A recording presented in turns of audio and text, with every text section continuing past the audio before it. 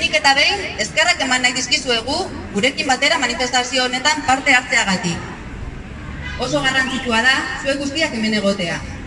Beti aldarrikatu dugulako, jaiak herritarrek eginak eta herritarrentzat izan behar direla.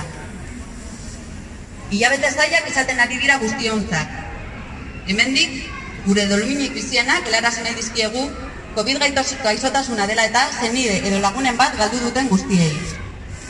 Pandemia piztu bezain laster, Algortako jai batzordea lanean hasi zen aurtengo jaiei buelta bat emateko. Izan ere, jakin bagenekien ezin izango genituela jaiak aurreko urteetan bezala antolatu.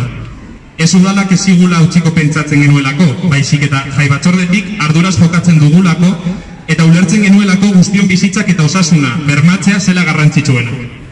Hala ere, gure herriko sektore kulturalarentzat, dendari eta ostalarientzat, herriko elkartentzat eta oroar herritar guztiontzat modu batean edo bestean jaiak bizitzea garrantzitsua zela ulertzen genuen.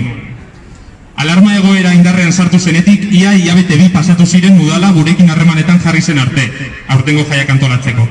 Ordurako guk bageneukan proposamen bat mahai gainean jaiak moldatzeko. Jende pilaketarik gabe, txosnarik gabe eta kontzertu handirik gabe.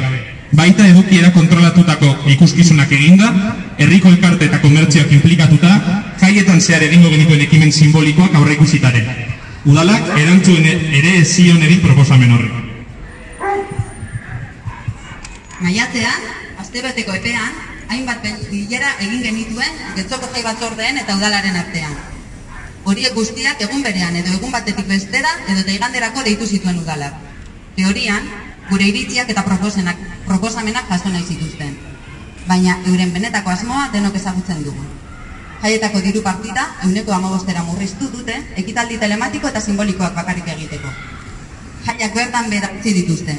Eta jaiegunetan espazio publikoan ekitaldiak antolatzeko debekoa ezarri dute. Horren aurrean, gure desadostasuna adierazi genion udalari. Bitartean, guk egindako proposamen horri bide emateko egun bateko epea baino ez diguten eskaini. Euren hitzetan, horrela egin ezean denborarik etzen egongo dagoeneko gainean gerituen beste jai batzuen tramitazioa egiteko. Egoera hori ikusita, udalak egindako proposamenari men egitea erabaki zuen Getxoko jai batzordeen federazioak. Jai batzordeei kalte handiagoa ez eragiteko. Eurek egindako proposamenarekin ados ez geundela udalagintariei ezatea ere erabaki zen. Adostasun horren erabilera interesatua egin du Getxoko udala. Besteak beste, jaiak bertan bera geratzen zirela adierazi zuten, eta horretarako jai batzorden babesa zutela esan zuten ere. Aurreko astean egindako udala agerraldian berriz, Getxoko 40 elkarteren babesa zutela esan zuten. Baina jai batzorde batek ere ez zuen adierazpen hori babestu. Herriko atarietan ipinitako udalbandoa bide beretik doa. Guk argi eta garbi adierazi nahi dugu gauzak ez direla horrela egiten. Hasieratik elkarlanerako asmoa luzatu genien eta bizi dugun egoerara egokitutako proposamenak egiten hasi ginen. Baina udalaren partetik jarrera kontrakoa izan da. Erabakiak alde bakartasunez hartu dituzte eta ez dituzte kontutan hartu beraiei gure proposamenak helarazteko saiakerak eta herrian egiten dugun lan. Jai batzordekiko errespetu falta izugarria iruditzen zaigu, baita jaietan lan egiten duten eragile, elkarte, dendari, kuadrilla guztiekiko ere bai. Gaurko manifestazioarekin hori salatu nahi dugu. Manifestazio hori nahi emateko mezu bi helarazi nahi dizkizuegu.